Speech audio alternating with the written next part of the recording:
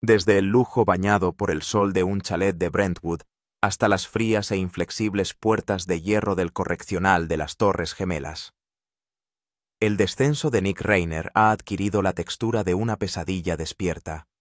Este complejo penitenciario de alta seguridad, situado en el corazón de Los Ángeles, es tristemente famoso no solo por su implacable vigilancia, sino por unas condiciones tan severas que despojan de cualquier resto de dignidad. Los retretes permanecen rotos durante semanas, sin reparar y desbordados. El hedor agrio del moho húmedo se adhiere a las paredes de hormigón y se filtra en cada respiración. La comida llega apenas comestible, su calidad es tan mala que roza la negligencia.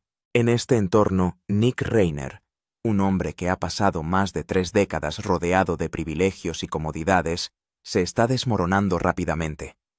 Las personas familiarizadas con la situación describen momentos en los que grita descontroladamente dentro de su celda, con su voz resonando por los pasillos en plena noche.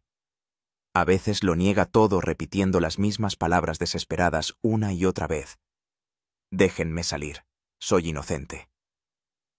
Se cree que la frase se ha convertido en un estribillo inquietante que rebota en las paredes de hormigón mucho después de medianoche. La situación se vuelve aún más aterradora cuando se considera la posibilidad de una condena a cadena perpetua. Si ese destino se hace realidad, esta cárcel ya no será un espacio de detención temporal, sino que se convertirá en el mundo entero de Nick. Un entorno permanente en el que los reclusos no perdonan el tabú supremo de matar a los propios padres, en el que la debilidad no se recibe con simpatía, sino que se marca como una invitación. En un lugar así, la vulnerabilidad es una moneda peligrosa. Con un historial documentado de abuso de sustancias y un estado mental visiblemente frágil, Nick se enfrenta a un riesgo inmenso. En un entorno ya despojado de humanidad y saturado de violencia reprimida, las personas como él suelen ser manipuladas, explotadas y maltratadas. La cuestión que se cierne sobre su existencia ya no se centra únicamente en el veredicto, sino que es mucho más primaria. ¿Cuánto tiempo podrá sobrevivir? Tras su detención por el asesinato de sus padres, Nick Rainer fue trasladado al centro penitenciario Twin Towers, un vasto complejo carcelario del centro de Los Ángeles, reservado normalmente a los acusados de los delitos más graves. No es un lugar donde se cumplen las condenas, sino un limbo prolongado, un frío campo de espera, donde el tiempo se estira de forma antinatural, y cada día conlleva el peso aplastante de un juicio inminente. Las Torres Gemelas están diseñadas principalmente para alojar a reclusos varones, con graves problemas de salud mental. Con capacidad para miles de personas, funciona como zona de contención de último recurso que ofrece servicios psiquiátricos y médicos de urgencia. A menudo se aloja aquí a detenidos de alto perfil y a personas que requieren supervisión constante. La arquitectura en sí es opresiva. Gruesos muros de hormigón se cierran desde todos los lados. Estrechos pasillos canalizan el movimiento hacia rutas rígidas. Las luces fluorescentes arden sin cesar, nunca se atenúan, nunca permiten que el cuerpo o la mente descansen. El resultado es una constante sensación de asfixia. Para alguien que antes vivía rodeado de riqueza y comodidad, la transición no es meramente física, sino que supone un profundo colapso psicológico. Según fuentes no oficiales y relatos de personas que han conocido las instalaciones de primera mano, hace tiempo que Twin Towers está considerado uno de los centros de detención más deteriorados y castigados del sistema de Los Ángeles. El hacinamiento crónico ha transformado los habitáculos en trampas sin aire. Las celdas son estrechas y húmedas. Las paredes de hormigón transpiran humedad. La luz natural casi ha desaparecido de la vida cotidiana. Esta congestión no solo agota el cuerpo, sino que erosiona la mente hora tras hora, despojándola de cualquier sentimiento de identidad. Las condiciones sanitarias, según la mayoría de las descripciones, son espantosas. El moho se extiende por paredes y techos, mientras que el persistente olor a humedad se mezcla con el hedor de los excrementos humanos. Las ratas y los insectos que se mueven por las unidades de alojamiento se han convertido en una inquietante rutina. Los inodoros a menudo permanecen rotos durante largos periodos, las aguas residuales se atascan hasta que los reclusos se ven obligados a vivir en medio de olores insoportables. El aire da ganas de vomitar. Se dice que murmuró una voz en el interior de uno de los bloques de celdas. La comida no ofrece alivio. Llegan bandejas frías con pan tan duro que apenas se puede morder, y comidas que muestran visibles signos de deterioro.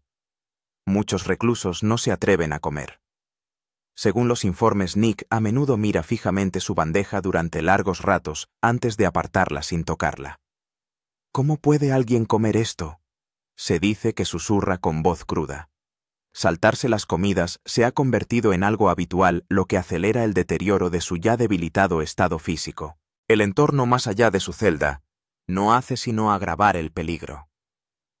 Al parecer, sus compañeros de celda también se enfrentan a graves acusaciones y se han adaptado a una jerarquía brutal, regida por instintos de supervivencia. La tensión nunca cesa. Una simple mirada demasiado larga o una palabra fuera de lugar pueden desencadenar un enfrentamiento. Para alguien como Nick, poco acostumbrado a los conflictos y los enfrentamientos cada hora que pasa, se convierte en un ejercicio de resistencia. Los susurros del interior sugieren que Nick suele acurrucarse en un rincón de su celda, evitando el contacto visual y la interacción siempre que es posible. Pero el aislamiento no ofrece ninguna protección garantizada. Los gritos resuenan por los pasillos. Los metales se golpean sin previo aviso. Estallan peleas repentinas que rompen cualquier ilusión de seguridad. El sueño se vuelve fragmentado y poco fiable. Durante un episodio de pánico, cuando una sombra pasó brevemente por los barrotes de su celda, se dice que Nick gritó aterrorizado: «¡No te acerques a mí!». Para los reclusos que padecen enfermedades mentales o drogodependencia, las Torres Gemelas son especialmente peligrosas. Aunque el centro se promociona como dotado de unidades de tratamiento especializadas, la realidad pinta un panorama más sombrío. La atención de salud mental es escasa y fragmentada. La medicación se administra a menudo no como terapia, sino como medio de control. La grave escasez de personal médico y de supervisión deja a muchos reclusos encerrados en crisis psicológicas prolongadas, sin una intervención significativa. La cárcel también ha sido criticada en repetidas ocasiones por la mala conducta del personal, la supervisión inadecuada y las muertes evitables. Investigaciones independientes han documentado suicidios y muertes ocurridas en celdas donde los reclusos permanecían aislados durante largos periodos privados de contacto humano y sometidos a un estrés psicológico implacable. Para las personas ya mentalmente frágiles, un entorno así no solo exacerba la enfermedad, sino que acelera el colapso. Según fuentes cercanas al caso, estas condiciones han alarmado al equipo de defensa de Nick. Los informes indican que el abogado Alan Jackson presentó una petición formal al tribunal en la que describía el entorno de detención como excesivamente brutal y que suponía una grave amenaza para el bienestar mental y físico de su cliente. Al parecer, dicha petición fue denegada y las autoridades afirmaron que el centro sigue cumpliendo las normas mínimas. La implicación es escalofriante. Existe una posibilidad real y aterradora de que Nick Rainer no aguante mucho tiempo en este lugar. Para entender por qué hay que echar la vista atrás, hay que situar la vida anterior de Nick de indulgencia y protección implacable al lado de la dura realidad a la que ahora se enfrenta entre rejas. Nick Rainer creció en circunstancias que la mayoría de la gente apenas puede imaginar. Lujosas casas en Brentwood. La fama y la influencia de su padre Rob Rainer. La devoción inquebrantable y protectora de su madre. Durante más de 30 años, Nick nunca tuvo que preocuparse por el dinero, la vivienda o el futuro. Todo estaba cuidadosamente gestionado en su nombre. Sus padres creían que el amor aplicado sin límites podía arreglar cualquier cosa. No repararon en gastos. Colegios privados, terapia intensiva, programas de rehabilitación intensivos, segundas oportunidades interminables. Para ellos Nick nunca fue una carga. Era un niño que necesitaba ser salvado. Incluso en la edad adulta Nick siguió siendo económicamente dependiente. No tenía un trabajo estable ni responsabilidades duraderas. Los gastos mensuales se cubrían sin rechistar. Podía desaparecer durante ratos y volver sin consecuencias. La puerta siempre estaba abierta. Cada tropiezo era atrapado. Cada fracaso amortiguado por el dinero y la devoción incondicional.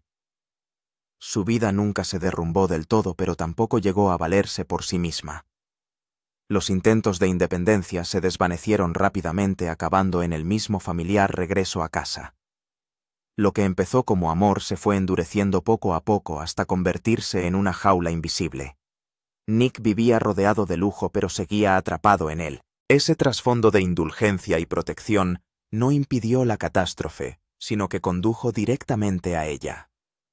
Nick Reiner mató a sus propios padres con sus propias manos. Tras cometer ese acto inimaginable, fue internado en la cárcel de las Torres Gemelas a la espera de juicio. Para un hombre que nunca había conocido la privación, la disciplina o las consecuencias en su forma más cruda, aquello no era una mera sala de espera. Era el choque repentino y brutal entre una vida de refugio y la implacable realidad del confinamiento. Fue el principio del colapso. Según fuentes cercanas a la situación, el estado mental de Nick Reiner bajo custodia ha descendido a un caos cada vez más evidente.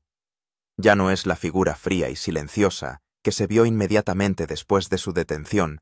Se dice que Nick está perdiendo gradualmente el control sobre su comportamiento y su habla, como si su mente estuviera siendo violentamente arrastrada hacia atrás y hacia adelante entre múltiples capas de realidad. Dentro de la estrecha celda los gritos de Nick estallan sin previo aviso ni patrón. A veces son gritos roncos y frenéticos, otras frases fragmentadas e inconexas. Yo no lo hice. No fui yo. Una voz descrita como desesperada y confusa a la vez que se repite una y otra vez como un disco rayado que no puede parar. Ha habido momentos en los que Nick golpeaba violentamente la puerta de acero con las manos, no como un acto deliberado de protesta, sino más bien como un arrebato inconsciente. Cuando se le ordena que se calme, se calla de repente para empezar a reírse suavemente unos minutos después, sin motivo aparente. Los cambios emocionales son tan rápidos que incluso quienes están acostumbrados a los entornos de detención se sienten incómodos. Y lo que es aún más preocupante, Nick habla con frecuencia con el espacio vacío que tiene delante. Se sienta pegado a la pared mirando fijamente a un punto invisible, susurrando frases que se pierden sin sentido. «Mamá, no te preocupes, estoy en casa». Se dice que murmuró con voz cada vez más suave, como si tratara de tranquilizarse. Según alguien familiarizado con la situación, Nick experimenta momentos de completa confusión de identidad. Se refiere a sí mismo por el nombre de su padre o de su madre, cambiando la voz y la forma de hablar. A veces habla en un tono bajo y lento como un hombre de mediana edad. Otras vuelve a la voz temblorosa de un niño. «Papá está aquí». «Ahora todo va bien», murmura Nick, a pesar de que no hay nadie. Estos episodios no ocurren de forma continua, sino que se suceden en oleadas. Hay breves periodos en los que Nick parece lúcido, capaz de responder a preguntas y entender dónde está. Pero basta un pequeño detonante, un fuerte portazo metálico que resuena en el pasillo para que salga de ese estado y vuelva a sumirse en el caos familiar. Se ha intentado intervenir. El personal de detención ha pedido a Nick que se quede quieto, respire despacio y hable con claridad. Pero esos esfuerzos solo funcionan momentáneamente. Una vez que la atención se desplaza a otra parte, Nick reanuda el mismo bucle como si la conversación anterior nunca hubiera existido. Lo que atormenta a muchos observadores es el modo en que Nick parece no poder distinguir ya entre la memoria y el presente. Fragmentos de su vida anterior, los padres de la casa, la sensación de seguridad resurgen constantemente entrometiéndose en la dura realidad de la celda. No se limita a recordar el pasado. En sus escasas comparecencias ante los tribunales, se ha visto a Nick vistiendo una prenda de seguridad contra las autolesiones, un chaleco holgado y sin formas, sin cordones, ni cierres, reservado normalmente a las personas consideradas de alto riesgo para sí mismas. Esa imagen, en marcado contraste con su anterior vida de lujo, parece un reconocimiento silencioso de que el propio sistema de detención teme que ocurra lo peor. Nick se encuentra actualmente detenido sin fianza y permanecerá en Twin Towers mientras se desarrollan los próximos pasos legales. Su tiempo no pasa por días naturales, sino por rondas de medicación, controles de salud mental y noches de insomnio. Cada día es una espera agotadora, a la espera de evaluaciones psiquiátricas, a la espera de decisiones sobre la estrategia de defensa, a la espera de un juicio que aún queda lejos. Según las personas familiarizadas con este entorno, las Torres Gemelas son especialmente brutales para los reclusos con problemas de salud mental. El aislamiento prolongado, la falta de contacto humano y las implacables condiciones de vida pueden exacerbar los trastornos existentes, empujando a las personas más rápidamente hacia su punto de ruptura. Para Nick, que ya tiene un historial de abuso de sustancias e inestabilidad psicológica, ese entorno es nada menos que un juicio cruel. Nadie sabe exactamente qué pasa por la mente de Nick Reiner cada noche, mientras las luces fluorescentes nunca se apagan y los gritos de otras celdas resuenan sin cesar. Lo que es seguro es que antes de que el tribunal dicte veredicto alguno, él ya se enfrenta a otra sentencia, el silencioso colapso continuo de su propia mente. Y mientras la opinión pública sigue discutiendo sobre los cargos, los motivos y la futura sentencia, una pregunta escalofriante sigue flotando en el aire. ¿Será Nick Reiner mentalmente competente para comparecer ante un jurado y participar en su propia defensa cuando llegue ese día? ¿Y puede la enfermedad mental ayudar realmente a Nick Reiner a eludir su responsabilidad penal? A Nick ya se le había diagnosticado un trastorno mental grave mucho antes de la tragedia, con un amplio historial de tratamiento. Apenas unas semanas antes de que ocurriera el incidente, su régimen de medicación fue cambiado por un nuevo médico, y el proceso de adaptación fue cualquier cosa menos suave. Al mismo tiempo, según personas cercanas a él, Nick también abusaba de sustancias tóxicas, empujando su estado psicológico aún más fuera de control. Esta combinación es precisamente la base sobre la que el equipo de la defensa está apostando su estrategia de locura, una apuesta de vida o muerte. Pero lo que mucha gente malinterpreta es esto: una defensa de locura no significa libertad. El tribunal no opera sobre una base de créelo y ya está. Si el tribunal acepta tal argumento, Nick no saldría a la luz del sol, sino que sería enviado directamente a un hospital psiquiátrico forense, donde sería vigilado 24/7 entre individuos auténticamente psicóticos inestables y controlados rutinariamente con altas dosis de sedantes, cuyo tiempo no se mide en días o meses, sino en décadas. La gente suele citar casos raros en los que se considera que los acusados están recuperados y acaban siendo puestos en libertad, pero se olvidan de un detalle crucial. Esos casos suelen implicar el paso de 20 o 30 años dentro de centros de tratamiento cerrados. No hay ningún escenario en el que alguien vuelva a la vida normal después de unos pocos años. Si Nick elige este camino, se encerrará en un espacio en el que la fuerza de voluntad de su identidad y el propio tiempo se irán erosionando gradualmente. Si, por el contrario, es condenado a cadena perpetua por 2 delitos de asesinato, en primer grado, la existencia de Nick Reiner entrará en un estado completamente distinto, que ya no se definirá por la espera, que ya no contendrá ninguna posibilidad de marcha atrás. La prisión ya no será un lugar de espera temporal antes del juicio, sino un espacio permanente de existencia, en el que cada día se alarga como un castigo superpuesto a otro.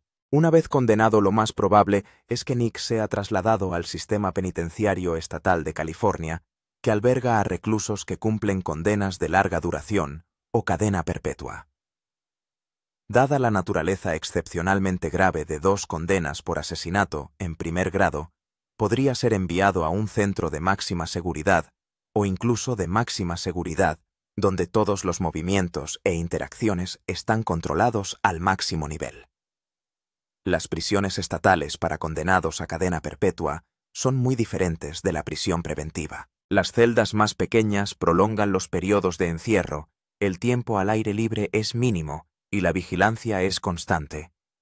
La clasificación de los reclusos probablemente situaría a Nick en una categoría de alto riesgo, no solo por sus delitos, sino también por su historial de inestabilidad mental y abuso de sustancias, lo que significa una gran posibilidad de ser alojado en unidades restringidas donde el aislamiento se convierte en la norma y no en la excepción. Sin embargo, dentro del sistema penitenciario de cadena perpetua, el delito de Nick le precedería a todas partes. Matar a los propios padres, sobre todo bajo la acusación de que dormían en ese momento, es un tipo de delito que conlleva un profundo desprecio en la cultura penitenciaria. No es necesario anunciarlo públicamente. Una vez que llega a oídos de los demás, Nick sería inmediatamente empujado a lo más bajo de la jerarquía informal, donde la debilidad es escudriñada y castigada. La cadena perpetua es un estado continuo de tensión en el que la violencia no siempre estalla abiertamente, pero siempre está presente como una amenaza silenciosa. Los reclusos con cargos graves suelen convertirse en blanco de intimidación sistemática, provocaciones de aislamiento y repetidas pruebas de reacción. Para alguien como Nick, sin experiencia, sin alianzas protectoras y sin capacidad para adaptarse rápidamente, el riesgo de ser atacado es casi inevitable. Lo que hace aún más dura la situación de Nick son los cimientos de su vida anterior. Durante más de 30 años, creció bajo una protección casi total, donde cada fracaso era arreglado por otra persona y cada crisis era suavizada por el dinero y la devoción familiar. La prisión es el único lugar en el que no importa ese pasado. No hay compasión para las heridas psicológicas, no hay zona de amortiguación para la fragilidad. El ritmo de la vida en prisión, despertando a las alarmas, comiendo a horas fijas normas rígidas de trabajo obligatorio, y los códigos tácitos de la sociedad de reclusos, serán un choque prolongado. Cosas aparentemente pequeñas como hacer cola, compartir espacio o guardar silencio en el momento oportuno, se convierten en pruebas de supervivencia. Incluso los pequeños errores pueden acarrear graves consecuencias. Más allá de eso, la prisión se rige por el miedo y la violencia, un lugar sin armas, donde la fuerza y la voluntad son la verdadera moneda de cambio. No tienes que ser el más grande, pero debes demostrar que puedes luchar. Saber luchar, estar dispuesto a hacerlo, y no vacilar, eso es lo que llama la atención. Si no puedes, te colocan inmediatamente más abajo en la jerarquía clandestina. Físicamente, Nick Reiner no es un hombre pequeño, mide casi 6 pies y 3 pulgadas y pesa más de 220 libras. Pero los números no cuentan toda la historia. Ese cuerpo no refleja una fuerza endurecida, parece más bien un armazón indisciplinado carente de un aura de amenaza real. En la cárcel, se observan de cerca la postura, los reflejos del contacto visual y la presencia mental. No miden lo que se siente. Ser capaz de ejercer la violencia contra víctimas vulnerables no significa ser capaz de lo mismo contra hombres que han pasado 20 años en prisión, cargados de experiencia, redes y poder. Son dos mundos diferentes. Y muchos reclusos, no porque sean buenos, sino porque tienen miedo, no dudarán en explotar esa brecha. En la cárcel, no ser lo bastante peligroso puede convertirse en una desventaja fatal. La cruda realidad es que durante el primer año todo cambia rápidamente. El cuerpo se desgasta, la mente se desgasta y el peso desciende drásticamente. Alguien que entra con más de 220 kilos puede caer fácilmente a alrededor de 155 kilos en menos de un año, no por la disciplina, sino por la presión, la privación y la erosión implacable. La cárcel no necesita matar a nadie, solo necesita tiempo. Nick Reiner entra en prisión casi sin nada. Sí, sus padres eran importantes figuras de Hollywood, ricos y famosos, pero están muertos, y de la peor manera posible. Ya no hay apoyo financiero, ni cheques tranquilos, ni parientes dispuestos a arrojar millones de dólares a un nombre permanentemente ligado a un crimen horrendo. En la cárcel no existe el concepto de antecedentes prestigiosos, solo hay una pregunta: ¿qué tienes? Y para Nick la respuesta es nada. Si se observa todo lo que ha ocurrido desde la tragedia, es muy difícil creer que Romy y Jake seguirán prestando apoyo financiero a Nick en el futuro. En sus escasas declaraciones públicas no mencionan en absoluto a su hermano pequeño y solo hablan del dolor de haber perdido a sus padres. Ese silencio no es neutro, es frío y definitivo como una línea ya trazada. Para ellos, Nick ya no parece ser de la familia, sino el origen de una catástrofe imperdonable. Como consecuencia, la perspectiva de apoyo financiero por parte de la familia es prácticamente inexistente. Y en la cárcel el dinero es la vida misma. El odio no necesita ser pronunciado en voz alta, se expresa a través de la ruptura total, sin visitas, sin cartas, sin apoyo legal o material. Para Nick, que se ha pasado toda la vida recibiendo provisiones y protección, esa ruptura no significaría simplemente falta de dinero, sino el colapso total de su último salvavidas.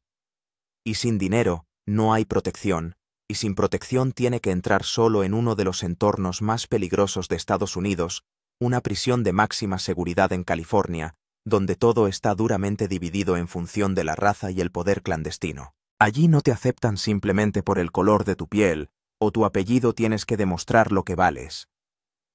Y Nick no tiene casi nada de claro valor que ofrecer.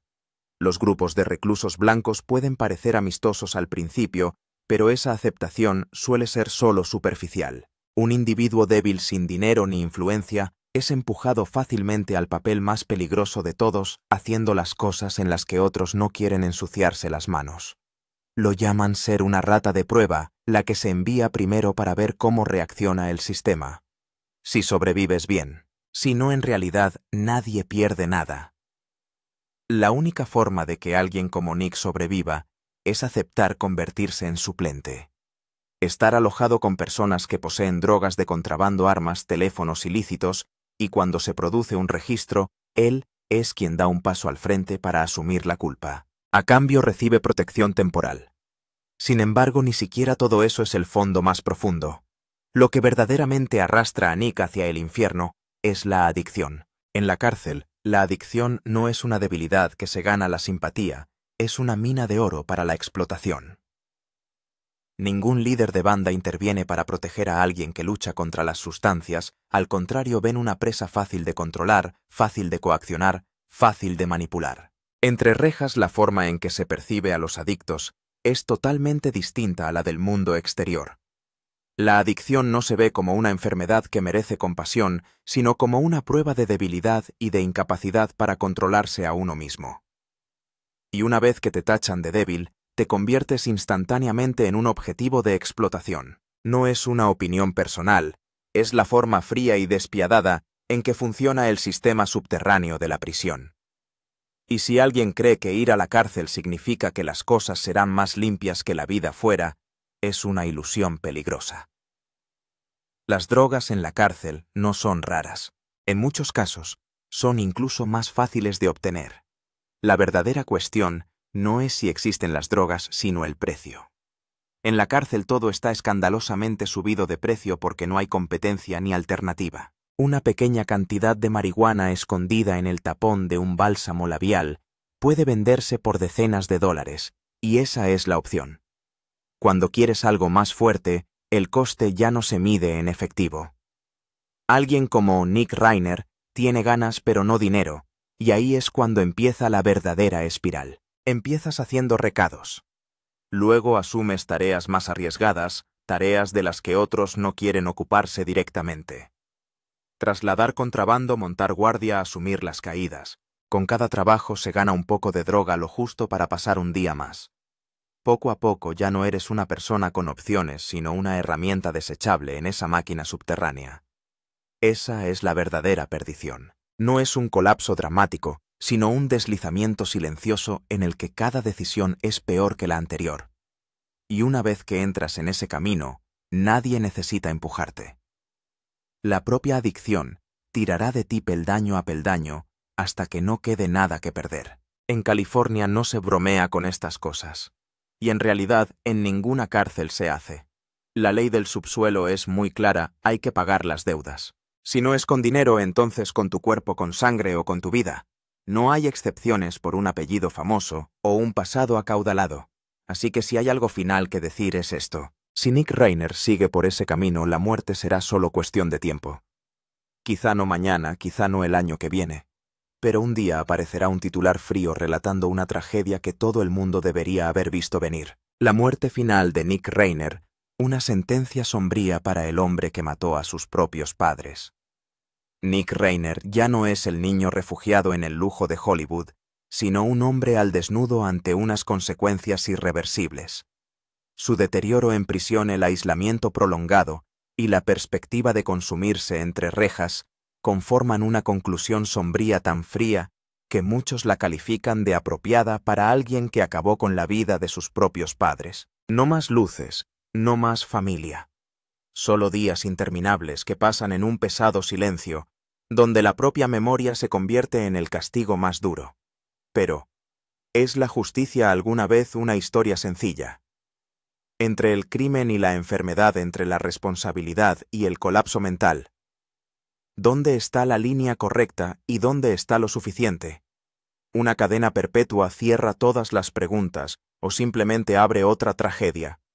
Una en la que un ser humano es aplastado lentamente hasta que no queda nada. Y si el castigo es necesario, ¿qué grado de castigo es realmente justo? ¿Qué opina del destino de Nick Reiner? ¿Es un precio inevitable o una tragedia sobre tragedia? Deje su comentario a continuación y comparta su perspectiva. Y si le interesan los análisis más profundos de la ley del crimen verdadero y la psicología que hay detrás de los casos criminales, no olvide suscribirse para no perderse próximos contenidos.